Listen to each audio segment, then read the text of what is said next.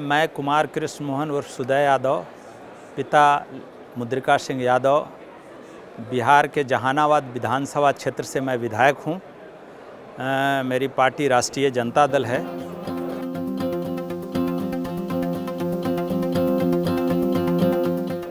देख लीजिए, ऐसे बिल्कुल हम समाजवादी पृष्ठभूमि से आते हैं।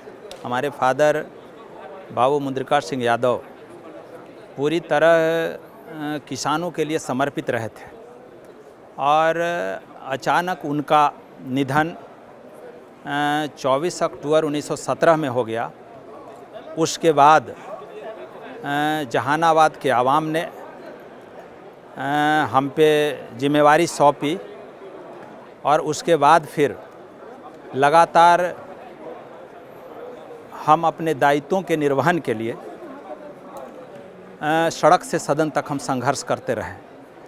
अपने क्षेत्र की समस्याओं को लेकर के विधानसभा में सदन के माध्यम से सरकार से सवाल पूछना और फिर विभिन्न मंत्रालयों में जाकर के अपने विधानसभा क्षेत्र के विकास के लिए काम कराना, ये हमारी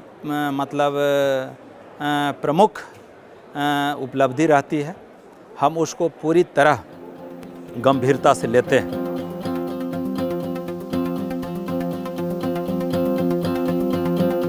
हम पूरी तरह पहला चुनाव हमको याद है। पहला चुनाव तो हमारे पिताजी के निधन के बाद चुनाव हो रहा था और वो चुनाव हमारी पार्टी के लिए भी बड़ा चुनौती था, क्योंकि हमारी पार्टी राष्ट्रीय जनता दल के राष्ट्रीय अध्यक्ष परम आदरणीय श्री लालू प्रसाद यादव जी जेल में थे, अस्वस्थ थे और हमारे बिहार के अभी वर्तमान जो उप मुख्यमंत्री हैं आदरणीय तेजस्वी यादव, उस समय एक साधारण कार्यकर्ता थे, पार्टी के जिम्मेवारी संभाल रहे थे उस समय। उनके हाथों में हमारा चुनाव जीतना बहुत महत्वपूर्ण था, क्योंकि हम विपक्ष में थे और हमारे सामने और हमारे नेता के सामने एक बड़ी चुनौती थी। लेकिन मेरे पिताजी का जो कार्यकलाप रहा था जहानाबाद में, किसानों के बीच में, मज़दूरों के बीच में, छात्र नौजवानों के बीच में, वो काफ़ी प्रभावशाली रहा था। उसको लेकर के जहानाबाद की महान जनता ने अपार बहुमत से हमें चुनाव जिताया और हम चूँकि सरकार के प्रथम चुनाव में सरकार के जो पार्टी के प्रत्याशी थे, जितना वोट से हम चुनाव जीते थे उतना वोट वो सिर्फ ले आए थे मात्र। तो ये हम उस चुनाव को बहुत ही एक एक पल उस चुनाव के लास्ट 5 डेज तो हम सोए ही नहीं थे। एक एक लोग से कनेक्ट होते थे। वो मेरा सुबह 6 बजे तक प्रचार होता था। ये स्थिति थी हमारे सामने और चूँकि हमारे सामने कोई बहुत बड़ा चेहरा भी नहीं था हमारी पार्टी के तरफ से।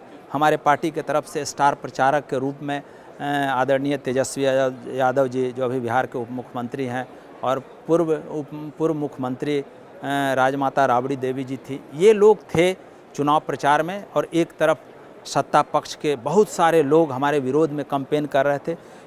लेकिन इसके बाद भी जो हमारे पास मेरे पिताजी का कार्यकलाप रहा था और जो उनके कार्यों में विश्वास रखने वाले लोग थे, वो हमको पूरी मजबूती से धाड़स दिए और धाड़स दे करके अपना एक एक व्यवहारिक जीवन का जो ताकतवर जो वोट होता है उसको दे करके हमको सदन में भेजने का काम किया।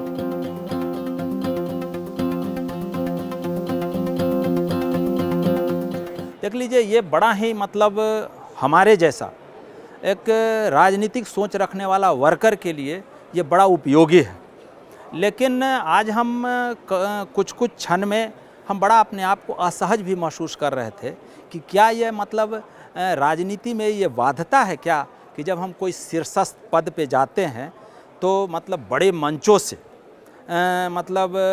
जो हमारे ही काल में जो काम नहीं होना चाहिए उसके बारे में हम बोल करके, और जो लोग अभी सब लोग, चूँकि मेरे जैसा व्यक्ति कुछ बात को लेकर के बड़ी काफ़ी असहज महसूस कर रहे थे। अभी हम सुन रहे थे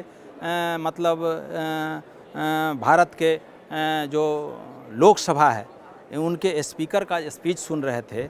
उन्होंने बड़ा अच्छा बोला लेकिन एक बात जो उन्होंने बोला जो हमको असहज किया कि भाई सदन में बिल आने चाहिए, उस पर बहस होना चाहिए। अगर सदन में माननीय सांसदों के तरफ से विरोध हो तो उसको पब्लिक में जाना चाहिए। लेकिन हम यही देखे हैं, इन्हीं के कार्यकाल में देखे हैं कि बिना सदन में बहस कराए बिल पास होता है। तो क्या मतलब है भाई इतना बड़ा मंच से उस बात को आपको कहने का। तो हम चाहते हैं कि भाई मतलब ये बड़ा ही अच्छा बात है, बड़ा ही हमारे जैसा एक साधारण कार्यकर्ता के लिए ये अनुभव प्राप्त करने वाला ये मतलब सम्मेलन हो रहा है। इस सम्मेलन के आयोजक राहुल कराड जी को हम ढेर सारी शुभकामना बधाई देते हैं और इसी तरह हम चाहते हैं कि अन्य राज्यों के भी सरकार भी इस तरह का आयोजन कराए अपने राज्यों में और फिर मतलब लोकतांत्रिक मूल्यों को जीवंत रखने के लिए विधायकों को, वर्करों को मतलब शिक्षित करे, प्रशिक्षित करे।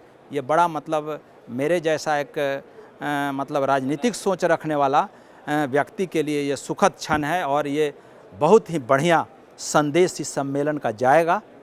हम आभार व्यक्त करते हैं आयोजक और आप लोग जैसे सहयोगियों के प्रति धन्यवाद देते हैं।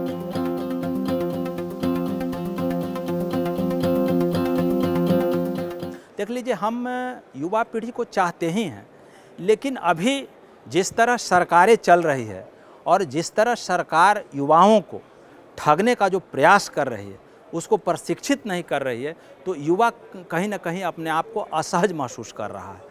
समझ गए कि नहीं? युवा अपने आप को असहज महसूस, चूँकि उसके अनुकूल वातावरण नहीं तैयार हो रहा है। और एक बात का सबसे बड़ा मतलब खतरा है कि जिस तरह मतलब कार्यपालिका विधायपालिका पर हावी हो रहा है, तो ये इसके लिए बड़ा, लोकतंत्र के लिए बड़ा नुकसानदेह है। हम चाहेंगे कि पूरी तरह प्रशिक्षित होकर के युवा लोकतांत्रिक मूल्यों को रक्षा करने का शपथ लेके राजनीति में आए। ये सबसे बड़ा मतलब युवा लोग जो राजनीति करना चाहते हैं उनके लिए सबसे बड़ा लाभकारी हो।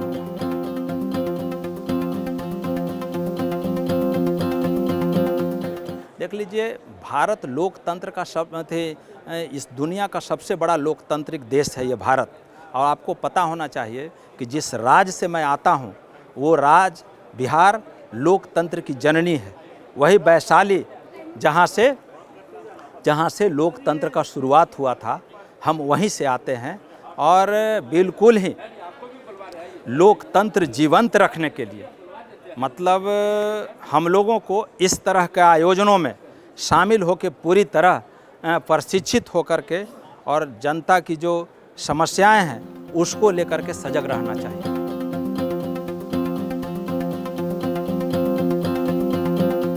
देख लीजिए, हमारी सबसे बड़ी ताकत जनता है।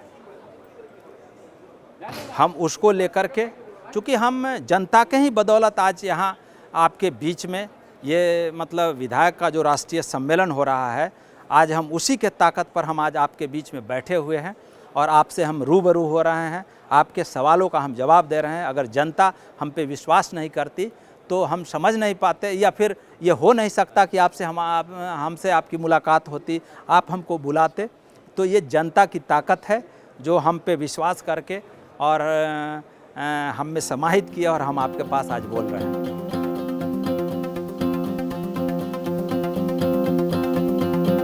देख लीजिए, राजनीतिक जिंदगी और सामाजिक ये जो हमारा पारिवारिक जीवन है उसमें हम बैलेंस ये बनाते हैं कि चूँकि हमारी ये दूसरी पीढ़ी राजनीति में है। हमारे घर के लोग करीब करीब ये महसूस कर चुके हैं। आपको एक चीज़ और बताते हैं हम अपने परिवार के बारे में। जब हम पहला बार विधायक बने तो हमारे बच्चे लोगों के मन में जो जिज्ञासा थी वो ये था कि हम तुरंत चुनाव जीते, और चुनाव जीतने के बाद तुरंत अभी एक सवाल हो रहा था इसमें कि भाई आप विधायक जब होते हैं तो अपने क्षेत्र में ज़्यादा रहते हैं, चाहे वो शादी हो, श्राद्ध हो, जन्मदिन हो या किसी तरह की सामाजिक फंक्शन हो, तो उसको अटेंड करके आप लगातार मतलब एमएलए बनते हैं। आप सदन में सवाल जनता को लेकर के उठाइए या नहीं उठाइए, आप जनता के बीच में रहते हैं। लेकिन हमारा दोनों रहता है। उसी समय हम जैसे ही चुनाव जीते और हमारे सामने एक बड़ा पहाड़ जैसा मतलब सामाजिक सरोकार से जुड़ा कार्यक्रम तय हो गया, लगभग 3 महीने का, और हम अपने बच्चों से मिल नहीं पाए। तो एक सवाल उसके मन में आया कि पापा आप एमएलए हो गए और हम लोग चाहते थे कि आप विधायक हो जाइए और फिर हमको दिल्ली, मुंबई, अन्य जगहों में घुमाने के लिए ले चलिए। तो ये तो मनसा हमारी पूरी हुई नहीं। तो ये हमारे सामने जो एक चुनौती था सबसे बड़ा कि जनता ने हमको विश्वास करके एक लंबा वोट का अंतराल दे करके हमको चुनाव जिताया है, तो हम अपने परिवार को नहीं देख करके पहले हम उसको देखें। इसके बाद जो हमारा समय बीता, तो आज हमारे साथ मेरी पत्नी, मेरे बच्चे इस कार्यक्रम को बहुत नज़दीक से देख रहे हैं, आज आए हैं। तो यही मैंने चेक एंड बैलेंस करके, और हम जनता के बीच में ज़्यादा रहते हैं, परिवार के बीच में कम रहते हैं। ये चूँकि हमारे पुरखे के लोगों का भी, चूँकि हम लोग जब अपने नेता आदरणीय लालू यादव जी से भी मिलते हैं तो इसी तरह की बात हम लोग को करते हैं। तो ये हमारा मतलब मूल्य राजनीति करने का उद्देश्य होता है।